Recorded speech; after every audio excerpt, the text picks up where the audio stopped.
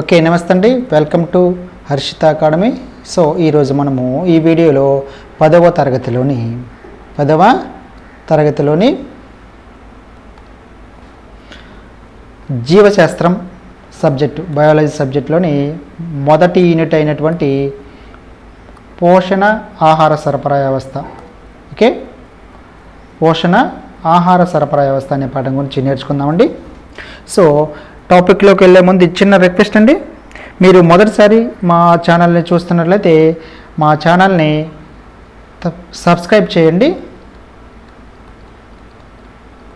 మరియు already subscribe చేసుకున్న వారైతే లైక్ చేయండి మరియు షేర్ చేయండి. ఓకే, ఏమైనా డౌట్స్ ఉన్నట్లయితే మాకు కామెంట్స్ తెలియజేయండి, కామెంట్ రూపంలో తెలియజేయండి, డౌట్స్ క్లియర్ చేయటం జరుగుతుందండి. Okay, thank you. ఇప్పుడు నెక్స్ట్ టాపిక్లోకి వెళ్ళిపోదామండి. పోషణ ఆహార సరఫరా వ్యవస్థ. ఓకే, సో మన చుట్టూ అనేక రకాలైనటువంటి జీవరాశులు లేదా జీవులు అనేవి నివసిస్తూ ఉన్నాయి. ఓకే, మనకు తెలుసు. మరి ఈ జీవులన్నీ కూడా వివిధ రకాలైనటువంటి జీవక్రియలు జరుపుతూ ఉంటాయి అనేది కూడా మనకు తెలుసు. ఓకే, మన చుట్టూ అనేక రకాలైన జీవులు లేదా జీవరాశులు అనేవి ఉన్నాయి. ఈ జీవరాశులన్నీ కూడా అనేక రకాలైనటువంటి జీవక్రియలను జరుపుతాయి. ఓకే, ఈ జీవులు జీవక్రియలను జరపాలంటే వాటికి శక్తి అనేది అవసరమవుతుంది. ఓకే, ఈ శక్తి అనేది జీవులకు లభించాలంటే ఆ జీవులు వివిధ రకాలైన ఆహార పదార్థాలను తీసుకోవాల్సి ఉంటుంది. ఓకే, ఒకసారి మళ్ళీ చూడండి క్లియర్గా. జీవులు వివిధ రకాలైన జీవక్రియలు జరుపుతుంటాయి. ఈ జీవక్రియలు జరగాలంటే జీవులకు శక్తి కావాలి. ఆ శక్తి అనేది ఆ జీవులు తీసుకునే ఆహార పదార్థాల మీద ఆధారపడి ఉంటుంది. అంటే జీవులు తీసుకునే ఆహార పదార్థాల నుంచి జీవులకు శక్తి లభిస్తుంది. ఆ శక్తిని ఉపయోగించుకొని జీవులు జీవక్రియలను జరుపుకుంటాయి. Okay, clear. ఇక్కడ మనకి జీవక్రియలు అనే పదం వచ్చింది. జీవక్రియలు అంటే ఏమిటి అని ఇక్కడ అడిగినప్పుడు, జీవులు తమ యొక్క పెరుగుదలకు మరియు అభివృద్ధికి మరియు ఆ జీవుల యొక్క వంశం అనేది అభివృద్ధి చెందాలి అంటే ఈ జీవులు కొన్ని రకాలైనటువంటి క్రియలు జరుపుతాయి. అటు జీవులు జరిపేటటువంటి క్రియలని జీవక్రియలు లేదా జీవన క్రియలు అంటారు. జీవక్రియలు లేదా జీవన క్రియలు అంటారు. వీటిని ఇంగ్లీష్లో మనము లైఫ్ ప్రాసెసెస్ అంటాము. Life processes. సో ఇక్కడ మళ్ళీ ఒకసారి డెఫినేషన్ చూద్దామండి. జీవక్రియలు అంటే ఏమిటి? జీవుల యొక్క పెరుగుదలకు అభివృద్ధికి మరియు ఆ జీవుల యొక్క వంశం అనేది అభివృద్ధి చెందడానికి జీవులు కొన్ని రకాలైన క్రియలను జరుపుతూ ఉంటాయి. ఈ జీవులు జరిపేటటువంటి ఈ క్రియలనే మనము జీవక్రియలు లేదా జీవన క్రియలు అంటాము. ఓకే, ఈ జీవుల్లో జరిగేటువంటి జీవన క్రియలకు లేదా జీవక్రియలకు ఉదాహరణలుగా మనము పోషణ, ఓకే, విసర్జన, రవాణా మరియు ప్రత్యుత్పత్తి, రీప్రొడక్షన్. ఓకే, వీటిని మనము జీవుల్లో జరిగేటువంటి కొన్ని జీవక్రియలకు ఉదాహరణలుగా మనం చెప్పుకోవచ్చు. పోషణ, విసర్జన, రవాణా, ప్రత్యుత్పత్తి. ఓకే, ఇక్కడ మనకి పోషణ, విసర్జన, రవాణా లాంటి జీవక్రియలు అనేవి జీవికి పెరుగుదలకు మరియు అభివృద్ధికి తోడ్పాటును అందించడం జరుగుతుంది. కానీ చివరిదైనటువంటి రీప్రొడక్షన్ లేదా ప్రత్యుత్పత్తి అనే జీవక్రియ అనేది ఆ జీవుల యొక్క వంశాన్ని అభివృద్ధి చేయడానికి లేదా ఆ జీవుల యొక్క జాతి అనేది అంతరించిపోకుండా ఉండటానికి ఈ ప్రత్యుత్పత్తి అనే జీవక్రియ ఉపయోగపడుతుంది. Okay, clear. సో చూడండి మళ్ళీ ఇక్కడ జీవులు జీవక్రియలు జరపడానికి మరియు ఆ జీవుల యొక్క శరీర ఉష్ణోగ్రతను క్రమబద్ధీకరించుకోవడానికి శరీరం యొక్క ఉష్ణోగ్రతను క్రమబద్ధీకరించుకోవడానికి మరియు జీవక్రియలు జరపడానికి ఆ జీవులకి ఏమి కావాలి? శక్తి కావాలి. ఆ శక్తి ఎక్కడి నుంచి వస్తుంది? ఆ జీవులు తీసుకున్నటువంటి వివిధ రకాలైన ఆహార పదార్థాల నుంచి జీవులకు ఆ శక్తి అనేది లభించడం జరుగుతుంది. ఓకే, ఈ ఆహార పదార్థాలు అనేవి జీవులు వివిధ రకాలైన జీవులు వివిధ రకాలైన పదార్థాలను ఆహార పదార్థాలను తీసుకోవడం జరుగుతుంది. ఫర్ ఎగ్జాంపుల్ మనకి ఏకకణ జీవి అయినటువంటి అమీబా దగ్గర నుంచి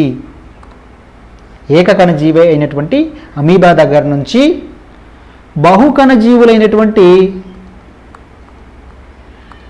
మానవుని వరకు, బహుకణ జీవుల నుంచి మానవుని వరకు అనేక రకాలైనటువంటి జీవులు అనేక రకాలైన ఆహార పదార్థాలను తీసుకోవడం జరుగుతుంది. ఓకే, ఇక్కడ మనకి డెఫినేషన్ ఒకటి ఉంది. అసలు టాపిక్ ఏంటి మనకి? పోషణ. పోషణ అంటే ఏమిటి?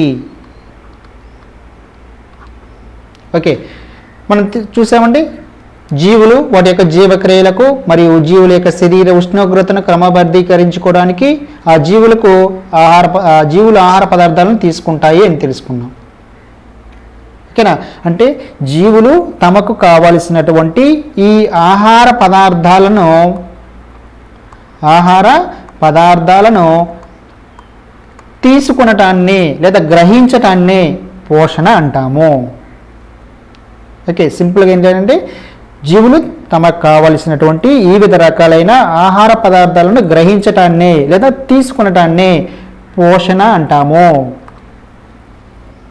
ఓకే, ఇక్కడ పోషణ అనేది జీవులు తీసుకునే ఆహార పదార్థాలను బట్టి మనం పోషణను విభజించుకోవచ్చు. ఓకే, ఇక్కడ చూద్దాం.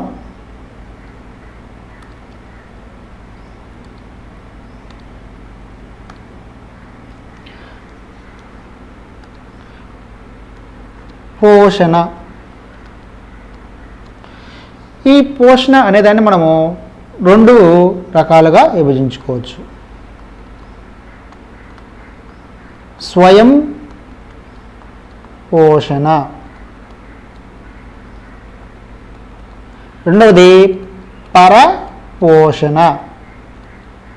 మనం ఇందాక చెప్పుకున్నాము, వివిధ రకాలైనటువంటి జీవులు అంటే ఏకకణ జీవుల దగ్గర నుంచి బహుకణ జీవుల వరకు వివిధ రకాలైనటువంటి జీవులన్నీ కూడా వివిధ రకాలైన ఆహార పదార్థాలను తీసుకుంటాయి అని తెలుసుకున్నాం. సో ఈ విధంగా ఆ జీవులు ఆహార పదార్థాలను తీసుకునే విధానాన్ని బట్టి పోషణ అనేదాన్ని రెండు రకాలుగా విభజించుకున్నాం. స్వయం పోషణ, పరపోషణ. Autotrophic nutrition, heterotrophic nutrition. Okay, ఈ స్వయం పోషణ విధానంలో ఉదాహరణగా ఏ జీవులు జరుపుతాయి స్వయం పోషణ విధానాన్ని అంటే ఎగ్జాంపుల్ మొక్కలు, ఆకుపచ్చని మొక్కలు. ఇంకా క్లియర్గా చెప్పాలంటే ఆకుపచ్చని మొక్కలు మరియు బ్లూ గ్రీన్ ఆల్గే, నీలి ఆకుపచ్చ శైవలాలు. ఇవి కిరణజన్య సంయోగ క్రియను జరుపుకుంటాయి. ఏ క్రియను? కిరణజన్య సంయోగ క్రియను జరుపుకుంటాయి. మరి ఎందుకు జరుపుకుంటాయి? కారణం ఏంటి అంటే వాటి యొక్క కణాలలో పత్రహరితం అనే పదార్థం అనేది ఉంటుంది. ఈ మొక్కలు కావచ్చు, నీలి ఆకుపచ్చ శైవలాలు కావచ్చు, వాటి యొక్క కణాల్లో ఏముంటుంది? క్లోరోఫిల్, పత్రహరితం అనేది కలిగి ఉండటం వల్ల అవి కిరణజన్య సంయోగ క్రియను జరుపుకొని అవి సొంతంగా ఆహార పదార్థాలను తయారు చేసుకుంటాయి. ఓకే, ఈ విధంగా ఏ జీవులైతే సొంతంగా ఆహార పదార్థాలను తయారు చేసుకుంటాయో వాటిని మనము స్వయం పోషకాలు అంటాము. స్వయం పోషకాలు. ఈ స్వయం పోషకాలకు ఉదాహరణగా మనం మొక్కలు, నీలి ఆకుపచ్చ శైవలాలకు ఉదాహరణ చెప్పుకుంటాము. ఈ స్వయం పోషకాలు జరిపే విధానాన్నే స్వయం పోషణ అంటాము. ఓకే, ఇక్కడ మనకి అన్ని రకాల మొక్కలు చెప్పలేదండి, ఆకుపచ్చని మొక్కలు మాత్రమే చెప్పాను, గుర్తుంచుకోండి. కానీ కొన్ని రకాలైనటువంటి మొక్కలు సొంతంగా ఆహార పదార్థాలను తయారు చేసుకోలేవు. ఎందుకంటే అవి పత్రహరితం అనే పదార్థం లేకపోవటం వల్ల అవి ఇతర జీవులపైన ఆధారపడి ఉండటం జరుగుతుంది, మొక్కలు అయినా కూడా. నెక్స్ట్ పరపోషణ. ఓకే, ఇక్కడ ఈ పరపోషణ విధానంలో ఉదాహరణలుగా మన ఎగ్జాంపుల్గా అన్ని రకాలైనటువంటి జంతువులు చెప్పుకోవడం జరుగుతుంది. మరి జంతువులను ఎందుకు చెప్పుకున్నామంటే చెప్పాం కదా, ఇక్కడ పత్రహరితం అనే పదార్థం వాటి యొక్క కణాల్లో ఉండదు, అందువల్ల అవి కిరణజన్య సంయోగక్రియను జరుపుకోలేవు, కాబట్టి అవి సొంతంగా ఆహార పదార్థాలని తయారు చేసుకోలేవు. ఏ జీవులైతే తమ యొక్క ఆహారం కోసం ఇతర జీవులపైన ఆధారపడి ఉంటాయో వాటిని పరపోషకాలు అంటారు. పరపోషకాలకు ఉదాహరణగా జంతువులు, అన్ని రకాలైన జంతువులు. ఓకే, ఈ పరపోషకాలు జరిపేటువంటి పోషణనే మనము పరపోషణ అంటాము. ఓకే, సో ఇప్పుడు మనము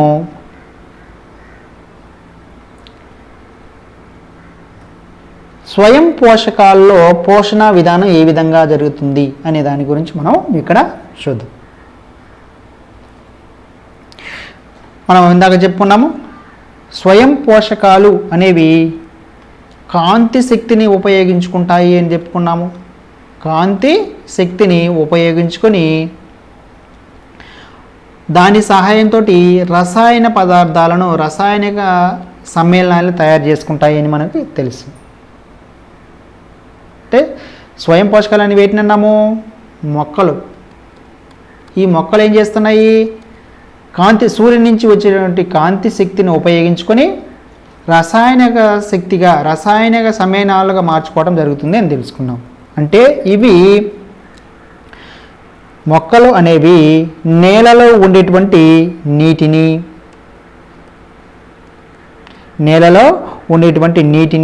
మరియు గాలిలో ఉండేటువంటి కార్బన్ డైఆక్సైడ్ని, ఓకే, నేలలో ఉండేటువంటి నీటిని మరియు గాలిలో ఉండేటువంటి కార్బన్ డైఆక్సైడ్ని ఉపయోగించుకొని కాంతి శక్తి సహాయంతో ఏం చేస్తున్నాయి? ఇవన్నీ కూడా ఏ విధంగా ఉంటాయి? నీరు కావచ్చు, కార్బన్ డైఆక్సైడ్, ఇవన్నీ కూడా సరళ పదార్థాలుగా ఉంటాయి. ఈ సరళ పదార్థాల రూపంలో ఉండేటువంటి వాటిని సంక్లిష్ట పదార్థాలుగా తయారు చేసుకోవడం జరుగుతుంది. సంక్లిష్ట పదార్థాలుగా ఉత్పత్తి చేసుకోవడం జరుగుతుంది. ఓకే, ఇక్కడ సరళ పదార్థాలైనటువంటి నీటిని మరియు కార్బన్ డైఆక్సైడ్ని మొక్కలు కాంతి శక్తి సహాయంతో ఉపయోగించుకొని సంక్లిష్ట పదార్థాలైనటువంటి పిండి పదార్థాలు, వీటిని కార్బోహైడ్రేట్స్ అని కూడా అంటాము, పిండి పదార్థాలు, మాంసకృతులు, వీటిని మనము ప్రోటీన్స్ అంటాము, కొవ్వులు, ఈ విధంగా సంక్లిష్ట పదార్థాలని తయారు చేసుకోవటం జరుగుతుంది. ఓకే, సో ఒకసారి మళ్ళీ చూడండి. ఈ స్వయం పోషకాలు అనేవి కాంతి శక్తిని ఉపయోగించుకొని రసాయనిక శక్తిగా మార్చుకోవడం జరుగుతుంది. సో ఈ మొక్కలు ఏం చేస్తున్నాయంటే సరళ రూపంలో ఉన్నటువంటి నీటిని, కార్బన్ డైఆక్సైడ్ని కాంతి శక్తి సహాయంతో ఉపయోగించుకొని సంక్లిష్ట రూపంలో ఉన్నటువంటి వివిధ రకాలైన పదార్థాలను తయారు చేసుకోవడం జరుగుతుంది. ఈ సంక్లిష్ట రూపంలో పిండి పదార్థాలు మరియు మాంసకృతులు, క్రొవ్వులను తయారు చేసుకోవడం జరుగుతుంది. ఇక్కడ స్వయం పోషకాలైనటువంటి మొక్కలు కార్బోహైడ్రేట్స్, పిండి పదార్థాలని తయారు చేసుకుంటాయని చెప్పుకున్నాం కదా. ఈ పిండి పదార్థాలు అనేవి భూమి మీద ఉన్నటువంటి మానవుడితో పాటు అత్యధిక జీవరాశులన్నిటికీ శక్తి కోసం ఈ కార్బోహైడ్రేట్స్ని ఉపయోగించుకోవటం జరుగుతుంది. అంటే మొక్కలు తయారు చేసుకున్నటువంటి పిండి పదార్థాలనే భూమి మీద ఉన్నటువంటి మానవుడితో పాటు మిగతా జీవరాశులన్నీ కూడా శక్తి కోసం ఉపయోగించుకోవడం జరుగుతుంది.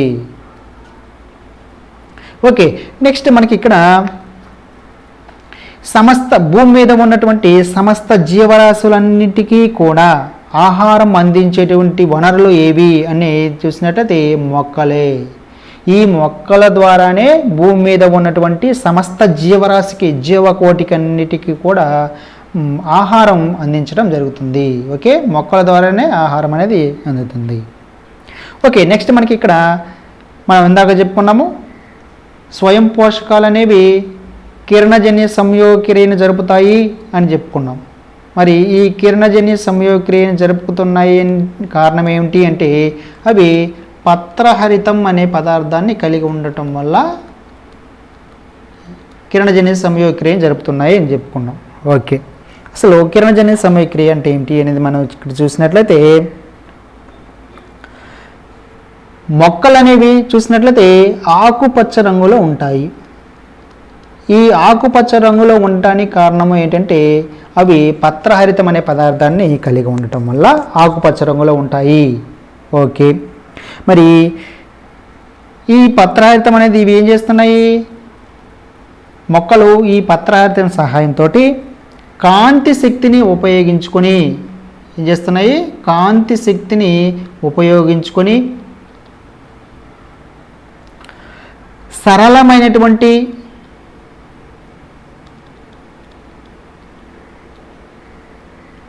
అకర్బన పదార్థాలు, సరళ అకర్బన పదార్థాలను సంక్లిష్ట కర్బన పదార్థాలుగా మార్చుకోవటం జరుగుతుంది. ఓకే, ఒక్కసారి మళ్ళీ చూడండి. మొక్కలు ఆకుపచ్చ రంగులో ఉండటానికి కారణం పత్రహరితం.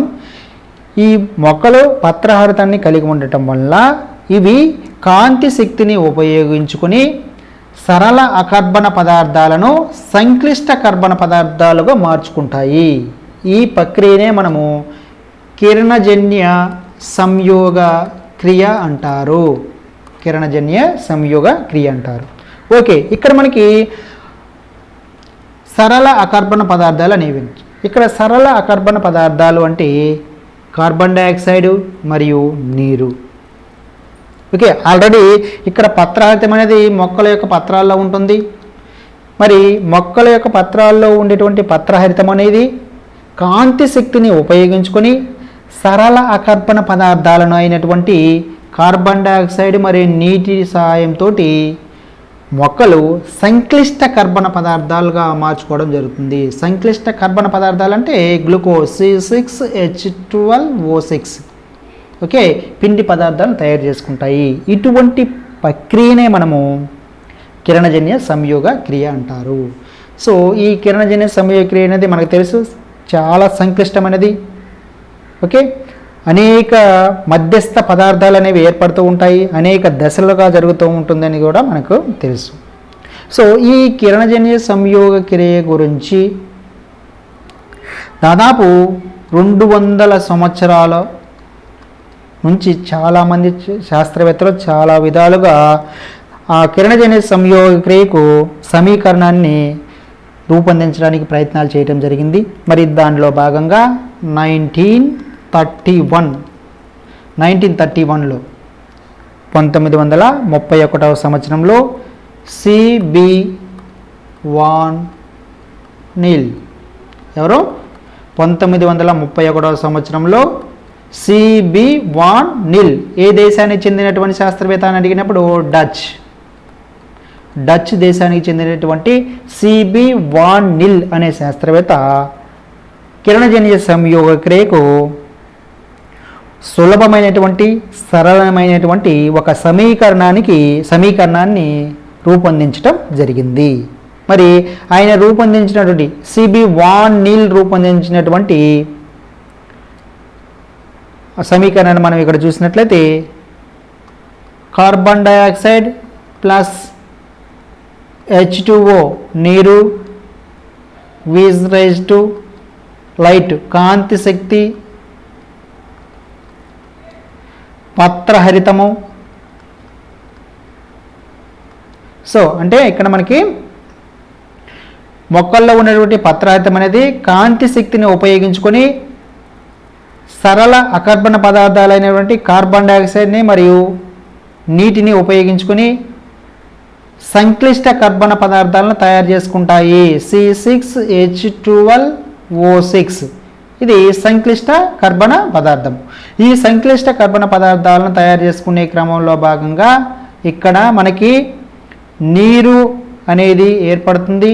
నీరుతో పాటు ఆక్సిజన్ కూడా విడుదలవుతుంది.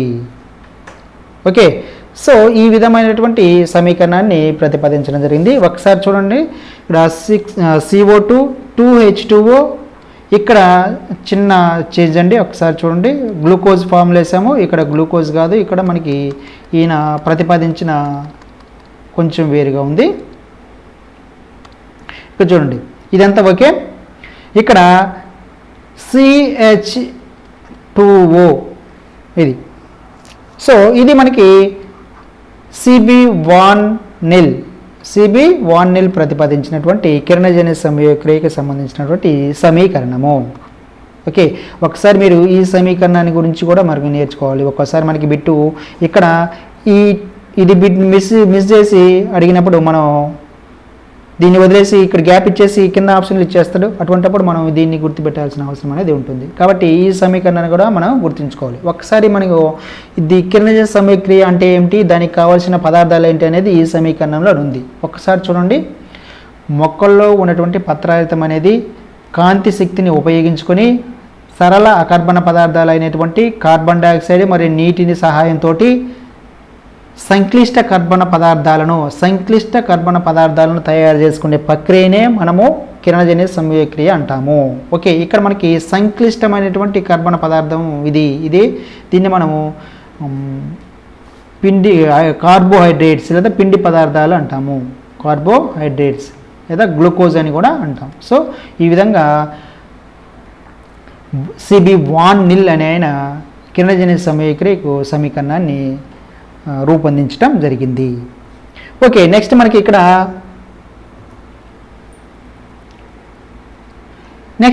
ఈ CB1NIL సల్ఫర్ బ్యాక్టీరియాపై పరిశోధనలు చేయటం జరిగింది. ఓకే, పర్పుల్ సల్ఫర్ బ్యాక్టీరియాపై పరిశోధనలు చేస్తున్న క్రమంలో ఈ కిరణజన్య సంయోగ క్రియలో కాంతి యొక్క పాత్రను కూడా గుర్తించడం జరిగింది. కాంతి యొక్క పాత్ర, కాంతి ఏ విధంగా మనకి ఈ కిరణజన్య సంయోగ క్రియలో ఉపయోగపడుతుంది అనే దాని గురించి కూడా తెలియజేయడం జరిగింది. ఓకే, చూడండి ఒకసారి ఈ CB1NIL అనే ఆయన పర్పుల్ సల్ఫర్ బ్యాక్టీరియాపై పరిశోధన చేస్తూ, ఏ బ్యాక్టీరియా? పర్పుల్ సల్ఫర్ బ్యాక్టీరియాపై పరిశోధన చేస్తూ కిరణజన్య సంయోగ క్రియలో కాంతి యొక్క పాత్రను గురించి కూడా కనుగొనడం జరిగింది. అంటే కిరణజన్య సంయోగ క్రియ అనేది జరగాలంటే కాంతి అనేది కంపల్సరీగా ఖచ్చితంగా ఉండాలి అనే దాన్ని తెలియజేయడం జరిగింది. అయితే ఇక్కడ బ్యాక్టీరియాలు H2O బదులు, అంటే పర్పుల్ సల్ఫర్ బ్యాక్టీరియా కదా, ఈ బ్యాక్టీరియాలు ఏం చేశాయంటే నీటి అంటే H2O బదులుగా ఏం ఉపయోగించాయి? H2S సల్ఫర్ని ప్రారంభ పదార్థాలుగా ఉపయోగించడం జరిగింది. ఓకే, ఇక్కడ మనకి స్టార్టింగ్లో మనకి సమీకరణం CO2 + H2O ఇవి ప్రారంభ పదార్థాలు. ఓకే, ఈ ప్రారంభ పదార్థాల్లో ఇక్కడ ఏం చేస్తారు? నీటికి బదులుగా ఇక్కడ ఏం ఉపయోగించాలి? H2S సల్ఫర్ను ఉపయోగించడం జరిగింది. సల్ఫర్ని ప్రారంభ పదార్థాలుగా ఉపయోగించాయి. సో ఈ విధంగా ఉపయోగించడం వల్ల బ్యాక్టీరియా ఏం చేస్తుంది? కిరణజన్య సంయోగక్రియను జరుపుకుంది. కిరణజన్య సంయోగక్రియ జరుపుకోవటం వల్ల తర్వాత ఇక్కడ ఆక్సిజన్ అనేది దిగుబడుతుందని తెలుసు కదా మనకి. ఒకసారి చూడండి, ఆక్సిజన్, కాంతి, ఇది పత్రహరితం, ఇది CB1 ప్రవేశపెట్టినటువంటి సమీకరణం. సో ఇక్కడ మనకి ప్రారంభ పదార్థాలుగా నీటికి బదులు సల్ఫర్ను ఉపయోగించాడు. కాబట్టి ఇవి కిరణజన్య సంయోగక్రియ జరుపుకున్న తర్వాత ఇక్కడ ఆక్సిజన్కు బదులుగా సల్ఫర్ అనేది విడుదలవ్వటం గమనించడం జరిగింది. ఓకే, ఇక్కడ ప్రారంభ పదార్థాలుగా ఏంది? ప్రారంభ పదార్థాలుగా మనకి సల్ఫర్ను ఉపయోగించాడు. కాబట్టి ఇక్కడ తర్వాత కూడా ఏమవుతుంది? ఆక్సిజన్కు బదులుగా సల్ఫర్ అనేది విడుదలవ్వటం కూడా ఈయన గమనించడం జరిగింది. ఓకేనా? సో ఈ విధంగా ఆయన కిరణజన్య సంయోగక్రియలో కాంతి యొక్క పాత్రను కూడా CB1NIL అనే ఆయన గుర్తించడం జరిగింది. ఓకే, తర్వాత వచ్చినటువంటి శాస్త్రవేత్త రాబర్ట్ హిల్. మరి ఈ రాబర్ట్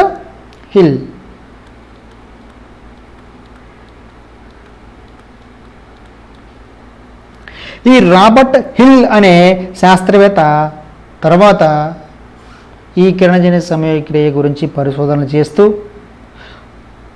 చివరగా సల్ఫర్కి బదులు ఆక్సిజన్ విడుదలవుతుంది అని ప్రతిపాదించడం జరిగింది. మరి ఇందాక మనకు వాన్ నీల్ ఏం చేశాడు, ప్రారంభ పదార్థాలుగా సల్ఫర్ను ఉపయోగించడం వల్ల దాని నుంచి ఏం విడుదల, కిరణజన్య సమయక్రియ జరపడం వల్ల ఏం విడుదలవుతుంది, సల్ఫర్ విడుదలవుతుందని గమనించాడు. కానీ తర్వాత వచ్చినటువంటి రాబర్ట్ హిల్ ఇదే కిరణజన్య సమయక్రియ పరిశోధన చేస్తూ ఈ చర్యలో ఈ నీటి నుండి ఏమవుతుంది, ఆక్సిజన్ విడుదలవుతుంది అని నిరూపించడం జరిగింది. నిరూపించి రాబర్ట్ హిల్ అని ఆయన ఒక సమీకరణాన్ని ప్రతిపాదించడం జరిగింది.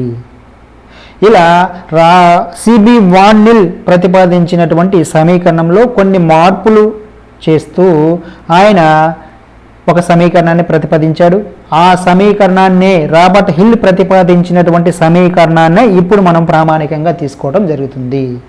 ఓకే, ఇప్పుడు రాబర్ట్ హిల్ ప్రతిపాదించినటువంటి సమీకరణం చూసుకున్నట్లయితే 6CO2 plus H2O. Okay, 6CO2 12H2O is raised to Kanthi Patra హరితం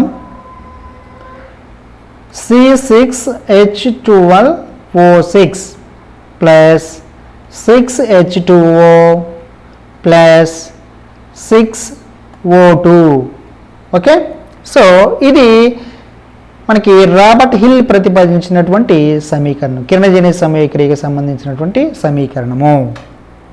okay, ఇక్కడ ఈ సమీకరణాన్ని మనం ఒకసారి అర్థం చేసుకున్నట్లయితే కిరణజన్య సమయక్రియ అంటే ఏమిటి, కిరణజన్య సమయక్రియకు కావలసినటువంటి పదార్థాలు ఏంటి అనేది కూడా మనకి తెలుస్తుంది. మరియు కిరణజన్య సమయక్రియ జరిగిన తర్వాత అంత్య పదార్థాలుగా ఏమేమి విడుదలవుతాయి అనేది కూడా మనకి ఈ సమీకరణం గురించి మనం తెలుసుకోవచ్చు. ఒకసారి చూడండి, కిరణజన్య సమయక్రియ అంటే ఏమిటి అనేదాన్ని మనం ఈ సమీకరణం ఆధారంగా నేర్చుకుందాం. చూడండి, మొక్కల్లో ఉన్నటువంటి పత్రహరితం అనేది సూర్యుడి నుంచి వచ్చేటువంటి కాంతి శక్తిని ఉపయోగించుకొని మరియు కార్బన్ డైఆక్సైడ్ మరియు నీటిని ప్రారంభ పదార్థాలుగా ఉపయోగించుకొని గ్లూకోజ్ లేదా పిండి పదార్థాలను తయారు చేసుకునేటువంటి ప్రక్రియనే కిరణజన్య సమయక్రియ అంటారు. చూడండి, ఇక్కడ ఏమేమి పదార్థాలు కావాలి, కార్బన్ డైఆక్సైడ్ కావాలి, నీరు ఉండాలి, మరి నీటితో పాటు కాంతి ఉండాలి, కాంతితో పాటు పత్ర హరితం అనేది కూడా ఉండాలి. అంటే కిరణజన్య సమయక్రియకి కావాల్సినటువంటి పదార్థాలు. ఓకే, కిరణజన్య సమయక్రియ జరపటం వల్ల ఏర్పడినటువంటి పదార్థాలు ఏంటి, గ్లూకోజ్ అనేది ఏర్పడుతుంది, లేదా పిండి పదార్థాలు అనేవి ఏర్పడతాయని తెలుసు. మరి దీంతో పాటు అంత్య పదార్థాలుగా గ్లూకోజ్తో పాటు H2O నీరు ఏర్పడుతుంది, నీరుతో పాటు ఆక్సిజన్ అనేది కూడా విడుదలవుతుంది. ఓకే, ఇక్కడ మనకి కిరణజన్య సమయక్రియ అంటే ఏమిటి తెలుసుకున్నాము, దానికి కావాల్సిన పదార్థాలు ఏంటి ఏం తెలుసుకున్నాము. మరియు కిరణజన్య సమయక్రియ జరగటం వల్ల ఏ పదార్థాలు అంత్య ఉత్పన్నాలు ఏంటి అనేది కూడా మనం నేర్చుకోవడం జరిగింది. కిరణజన్య సమయక్రియ జరపడం వల్ల ఏర్పడే అంత్య ఉత్పన్నాలు గ్లూకోజ్ లేదా పిండి పదార్థాలు, నీరు మరియు ఆక్సిజన్. ఓకే, సో ఈ విధంగా రాబర్ట్ హిల్ అనే ఆయన ఒక ప్రామాణికమైనటువంటి సమీకరణాన్ని ప్రతిపాదించడం జరిగింది. ఓకే, నెక్స్ట్, అసలు ఈ పిండి పదార్థాలు అనేవి మొక్కల్లో ఎక్కడ ఏర్పడతాయి. ఓకే, మనకు కిరణజన్య సమయక్రియ జరుపుతాయి మొక్కలు అని తెలుసుకున్నాము. ఈ కిరణజన్య సమయక్రియ ఫలితంగా మొక్కలు పిండి పదార్థాలను తయారు చేసుకుంటాయి అని తెలుసుకున్నాం. కానీ ఈ పిండి పదార్థాలు మొక్కల్లో ఏ భాగాల్లో ఏర్పడతాయి, ఎక్కడ ఏర్పడతాయి అనేది మనకి ఇక్కడ తెలుసుకోవాల్సినటువంటి అంశం. ఓకే, ఇక్కడ మనకి ఒక చిన్న కృత్యం ఉంది. ఈ కృత్యాన్ని మనం తీసుకున్నట్లయితే మనకి పిండి పదార్థాలు ఎక్కడ తయారవుతాయి అనేది మనకు తెలుసుకోవడం జరుగుతుంది. సో ఇక్కడ చూడండి, ముందు ఈ కృత్యాన్ని జరపడానికి కావలసినటువంటి పదార్థాలు ఏంటి చూడండి. బేకరు, నెక్స్ట్ నీరు మరియు పత్రం, అంటే ఒక మెత్తని పలుచని పత్రాలు కలిగినట్టు ఒక మొక్కను తీసుకొని ఆ మొక్కల నుంచి ఒక ఆకును తీసుకోవాలి. మరియు మిథిలేటెడ్ స్పిరిట్, పరీక్షణాలిక టెస్ట్ ట్యూబ్ మరియు ఇనప వల, ట్రైప్యాడ్ అంటే మనకి 3 ఉంటాయండి కాళ్ళు, 3 కాళ్ళు కలిగినట్టు ఒక స్టాండ్, దీన్ని ట్రైప్యాడ్ అంటాము. నెక్స్ట్ బున్సెన్ బర్నర్ అంటే వేడి చేయడానికి మనకి దీపం, దీన్నే బున్సెన్ బర్నర్ అంటాం. మరి దీంతో పాటు అయోడిన్ లేదా బెటాడిన్, మరి పెట్రీ డిష్, దీన్ని పెట్రీ డిష్ అంటాము. నెక్స్ట్ ఒక డ్రాపర్. ఓకే, ఇవి ఈ ప్రయోగానికి కావలసినటువంటి పదార్థాలు. ఈ ప్రయోగం యొక్క ఉద్దేశం ఏంటి? పిండి పదార్థం, ఆకులలో పిండి పదార్థం ఏర్పడడం.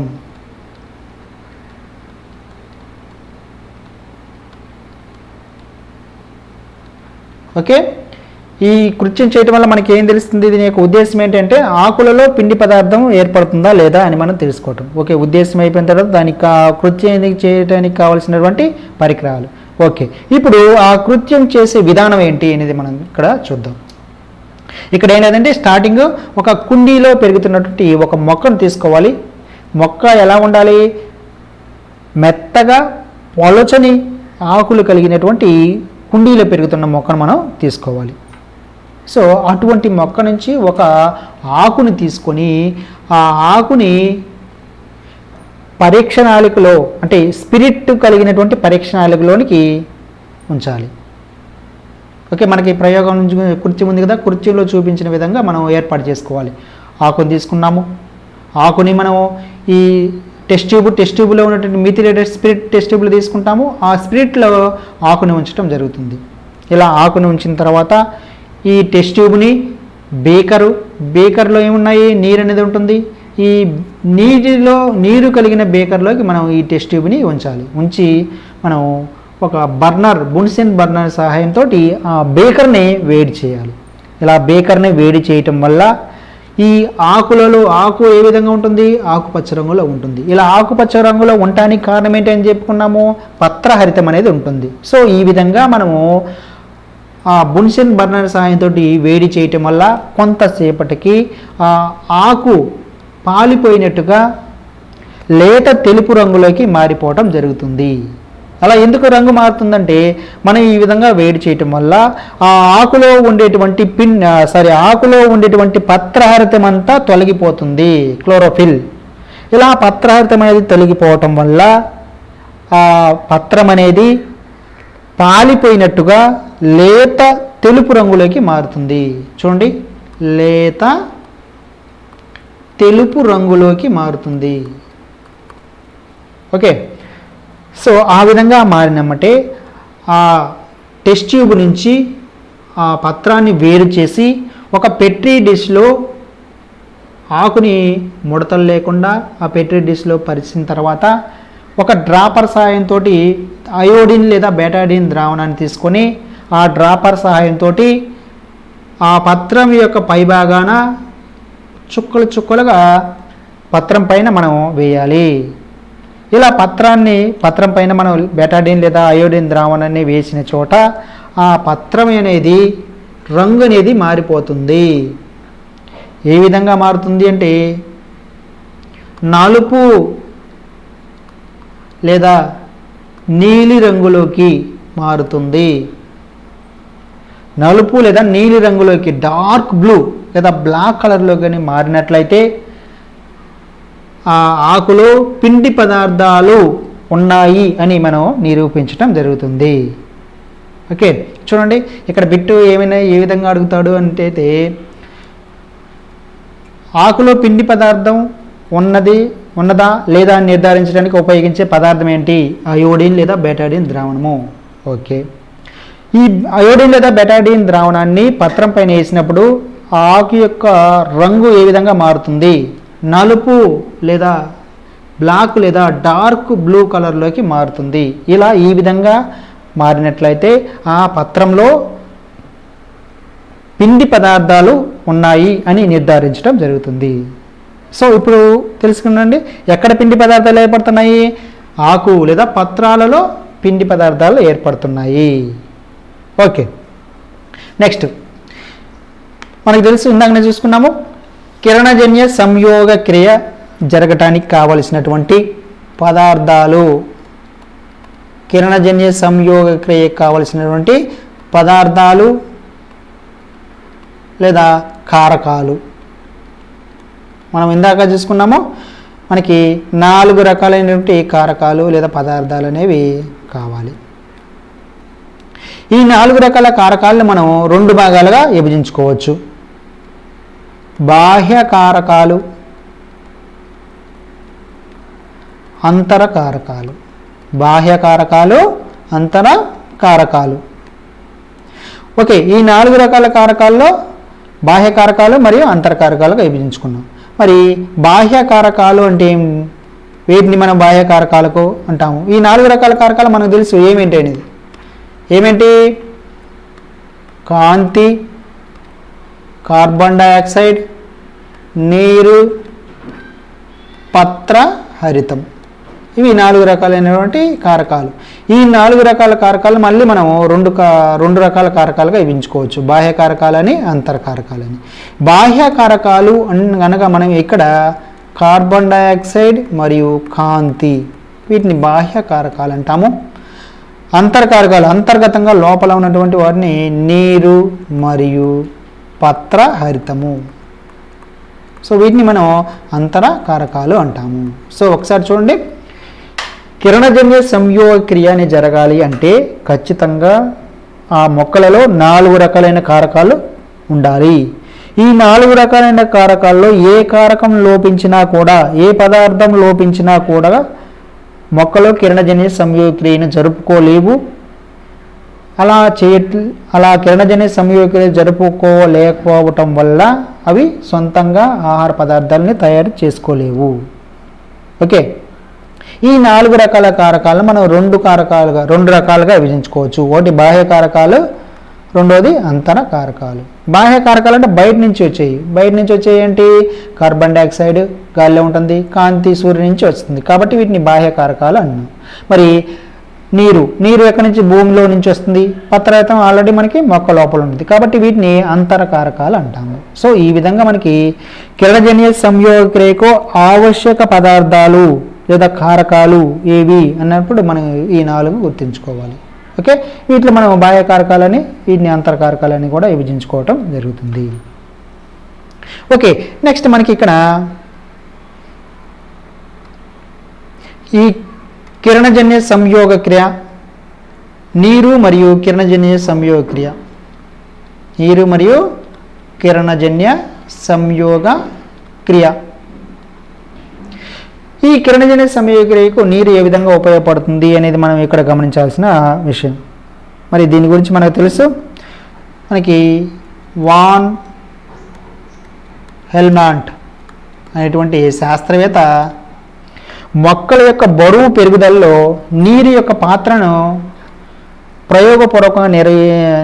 ప్రయోగపూర్వకంగా నిరూపించడం జరిగింది. 7th క్లాస్లో ఉంది మనకి.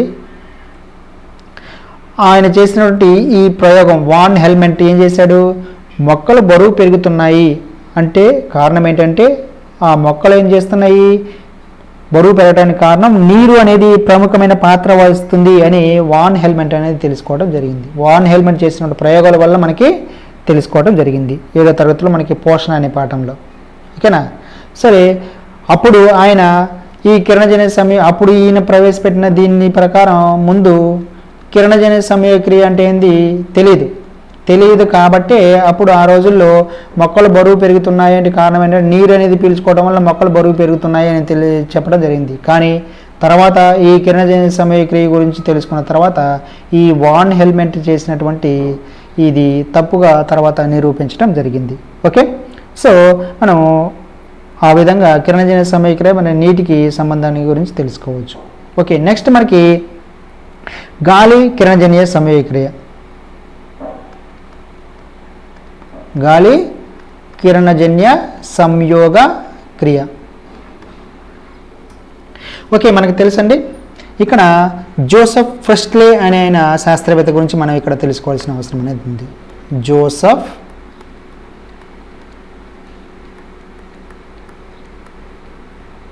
ప్రెస్లీ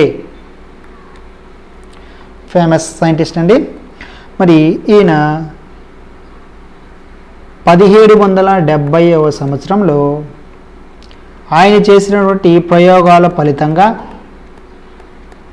ఓకే జోసెఫ్ ప్రిస్ట్లే 1770వ సంవత్సరంలో ఆయన నిర్వహించిన ప్రయోగాల ఫలితంగా ఆకుపచ్చని మొక్కలు అనేవి ఏంటి ఆకుపచ్చని మొక్కలు పెరుగుదలలో గాలి అనేది ప్రముఖమైన పాత్ర పోషిస్తుంది అని నిరూపించడం జరిగింది.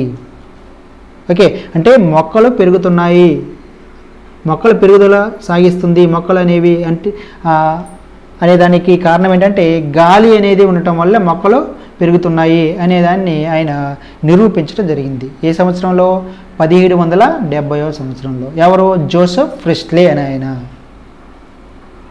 సో ఇదే క్రమంలో ఈ జోసెఫ్ ప్రిస్ట్లే అని ఆయన 1774వ సంవత్సరంలో ఒక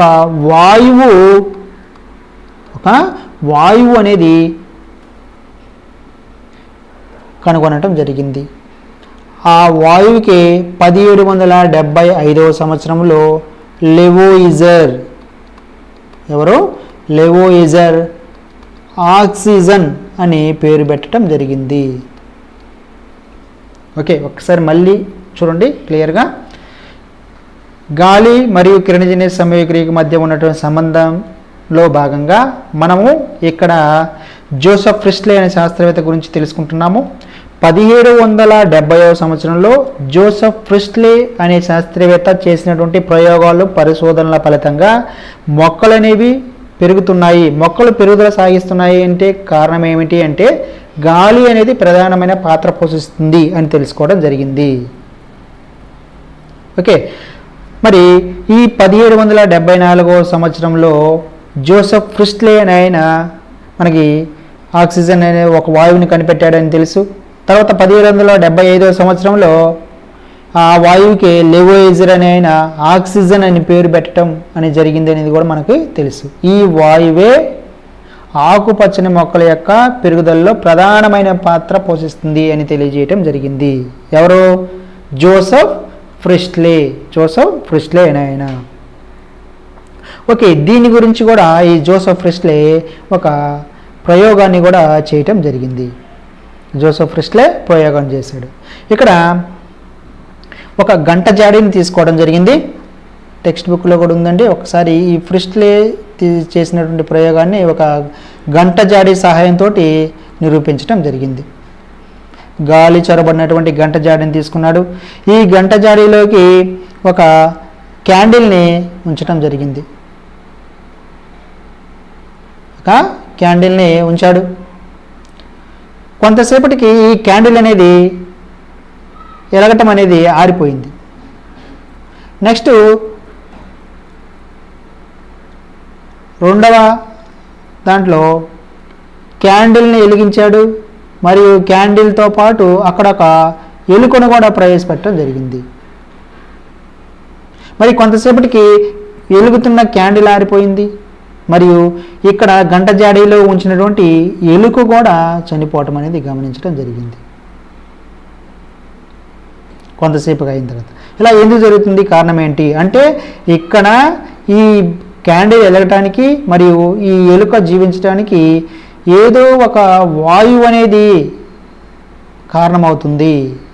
ఆ వాయువు అనేది వాటికి అందకపోవటం వల్ల అక్కడ అవి క్యాండిల్ ఆరిపోవటము మరియు ఈ ఎలుక చనిపోవటం అని జరిగింది అని నిర్ధారణ రావటం జరిగింది. మరి అదే క్రమంలో మళ్ళీ ఇదే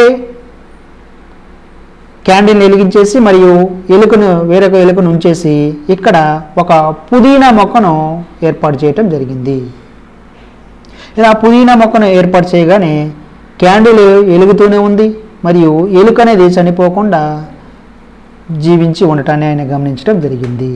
అంటే ఇక్కడ జంతువుల శ్వాసక్రియకు మరియు కొవ్వొత్తి ఎలగటానికి కావలసినటువంటి వాయువు అనేది ఎక్కడి నుంచి వచ్చిందని మొక్కల నుంచి లభిస్తుంది అని తెలుసుకోవడం జరిగింది. సో ఈ విధంగా ఆయన జోసెఫ్ ప్రిస్ట్లే చేసినటువంటి ప్రయోగాలు ఫలితంగా వాయువులనేవి వినిమయం జరుగుతుంది. వాయు వినిమయం జరుగుతుంది. ఈ వాయువులు వినిమయం జరగటం ఫలితంగానే మొక్కల నుంచి వచ్చినటువంటి గాలి ద్వారానే కొవ్వొత్తి ఎలగటం మరియు జంతువుల మనుగడకు అంటే ఈ ఎలుక జీవించడానికి కావలసినటువంటి వాయువు అంతా కూడా మొక్కల నుంచి లభించడం జరిగింది అని తెలుసుకోవడం జరిగింది. ఓకే, సో ఈ విధంగా వాయువులు అనేవి వినిమయం జరుగుతున్నాయి. మరి వాయువులు వినిమయం అనేది మొక్కల్లో ఏ భాగాల నుంచి జరుగుతున్నాయి అని తీసుకున్నట్లయితే పత్రాలలోని పత్ర రంధ్రాల సహాయంతో పత్రాల్లోనే పత్ర రంధ్రాల సహాయంతో వాయువుల వినిమయం అనేది జరుగుతూ ఉంటుంది. మరియు దీంతో పాటుగా కాండం మరియు వేరుల్లో ఉండేటువంటి స్పంజి కణజాలం ద్వారా కూడా వాయువుల వినిమయం అనేది జరుగుతుంది అనే దాని గురించి తెలుసుకోవటం జరిగింది. ఓకే, సో ఇక్కడ చూడండి, ఇక్కడ జోసెఫ్ ప్రిస్ట్లే చేసినటువంటి ప్రయోగాల ఫలితంగా ఆయన నిర్ధారణకు వచ్చిన అంశం ఏంటంటే వాయువులు అనేవి వినిమయం జరుగుతాయి. ఈ వాయువుల వినిమయం జరగటం వల్లనే అంటే వాయువులు ఒక ప్రదేశం నుంచి ఇంకో ప్రదేశానికి వెళ్తాయి అనేదాన్ని కనుగొన్నాడు.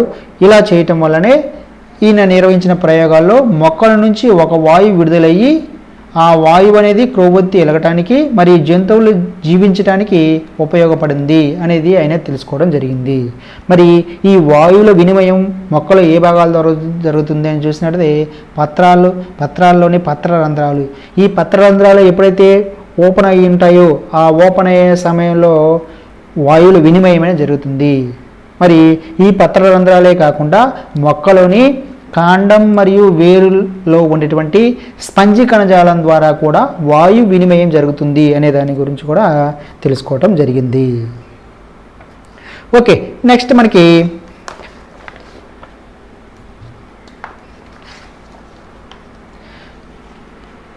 ఈ కిరణజన్య సంయోగ క్రియలో కార్బన్ డయాక్సైడ్ యొక్క ఆవశ్యకత ఏంటి?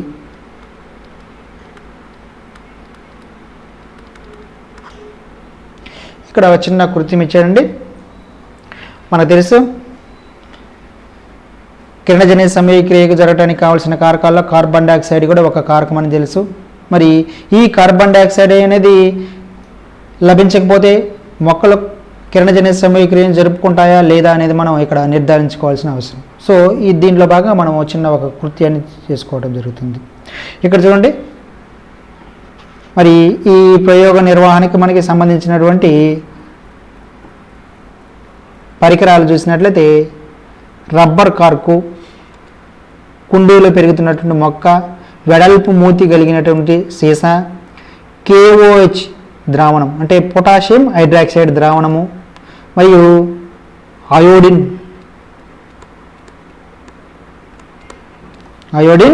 ద్రావణము. ఇవి ఈ ప్రయోగానికి కిరణజన్య సంయోగక్రియలో కార్బన్ డయాక్సైడ్ యొక్క ఆవశ్యకతను గురించి చేసేటువంటి ప్రయోగంలో కావాల్సినటువంటి పరికరాలు ఏంటి? వెడల్పు మూతి కలిగినటువంటి సీసా, రబ్బర్ కార్కు, కుండీలో పెరుగుతున్నటువంటి మొక్క, మరి KOH సొల్యూషన్ అంటే పొటాషియం హైడ్రాక్సైడ్ ద్రావణము మరియు అయోడిన్ ద్రావణం. ఇవి కావలసినటువంటి పరికరాలు. మరి దీన్ని మనం మోల్స్ అర్ధపత్ర ప్రయోగం అని కూడా అంటాం.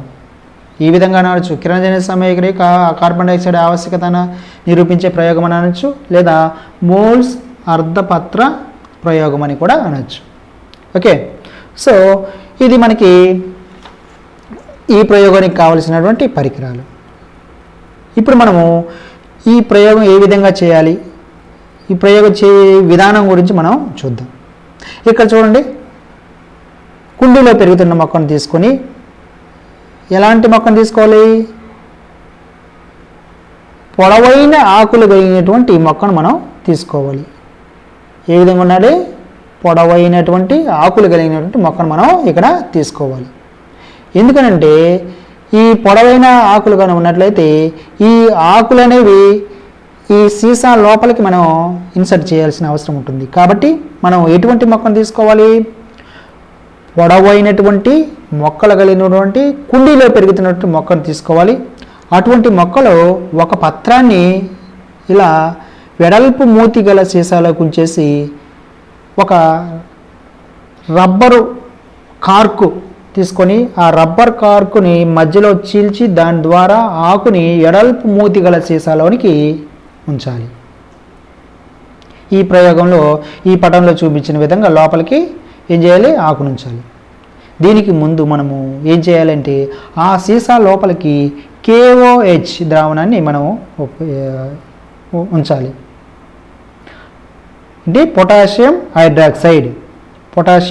హైడ్రాక్సైడ్ KOH అంటాం. ఈ పొటాషియం హైడ్రాక్సైడ్ మనం సీసాలో ఎందుకు ఉంచాలి అనేది మనం చూసినట్లయితే ఈ సీసా లోపల మనకి గాలి ఉంటుంది. ఈ గాలి అనేది అనేక వాయువుల మిశ్రమం అని తెలుసు. గాలిలో మనకి కార్బన్ డైఆక్సైడ్ అని, ఆక్సిజన్ అని, నైట్రోజన్ అని, ఓకేనా, అనేక జడవాయువులు అనేవి ఉంటాయని మనకు తెలుసు.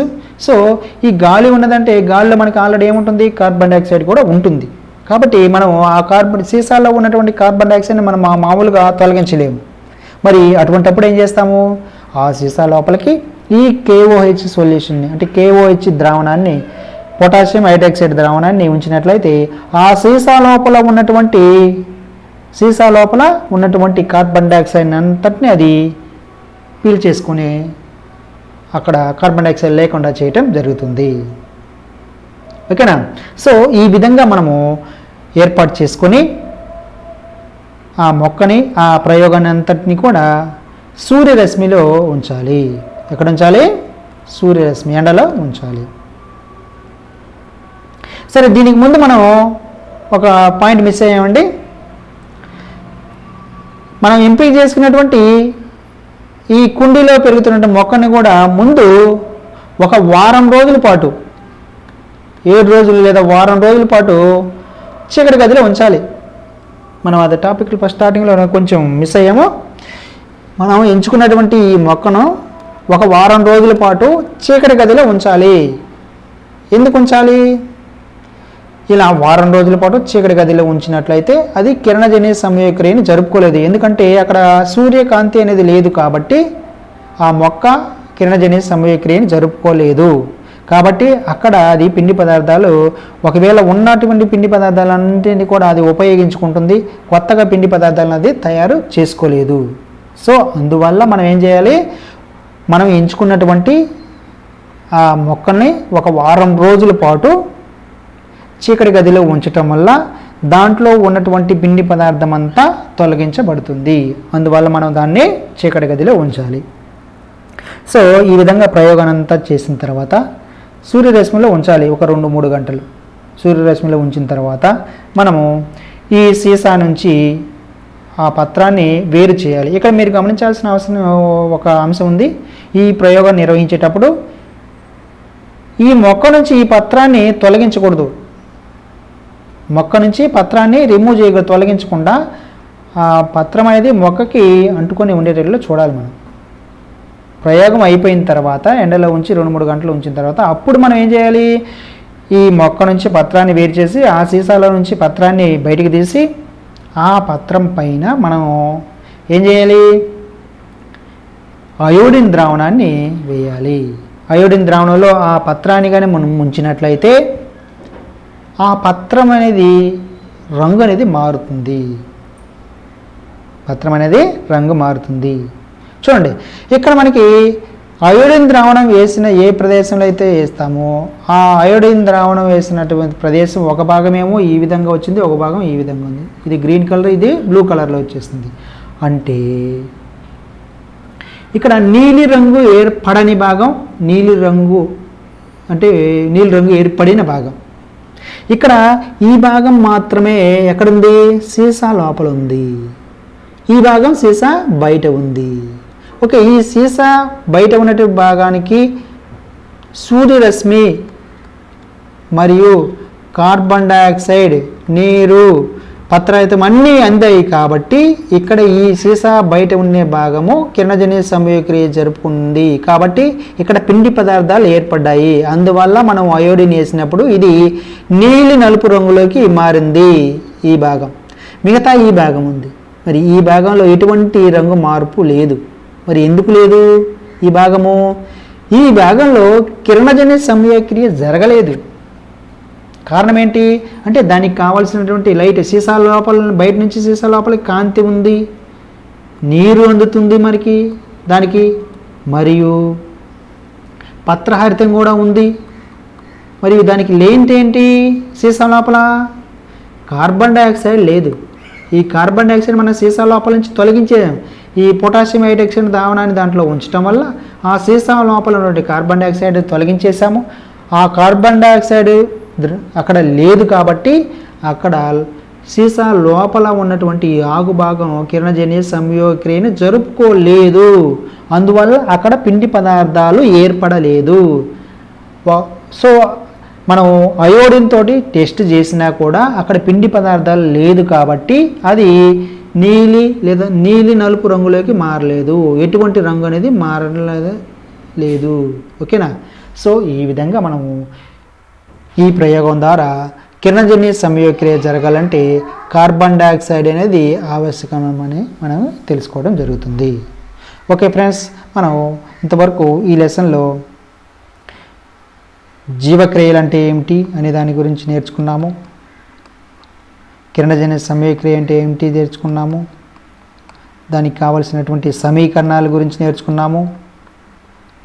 మరియు స్వయం పోషకాలు అంటే ఏమిటి, పరపోషకాలు అంటే ఏమిటి, ఇలా మరియు 2 రకాలైనటువంటి కృత్యాలు కూడా మనం నేర్చుకోవడం జరిగింది.